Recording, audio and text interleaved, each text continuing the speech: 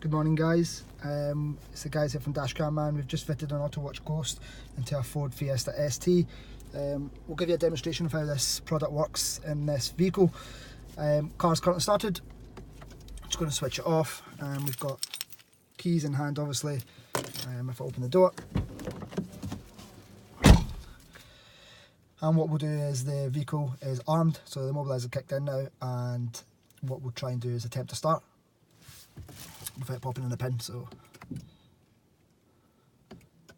can see as I'm pushing the button, I've got my foot on the clutch, nothing's happening, and that's because the vehicle's fully immobilised. So at this point here, the pin, just for demonstration purposes, on this car, we've just made it a couple of clicks off a window button. So just a dealer pin.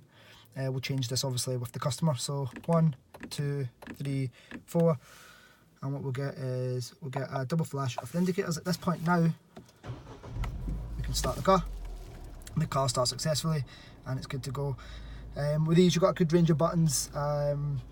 So it works perfectly. Again, no one's going to know your button. You can put it into service mode as well, should you want to give it into a dealership.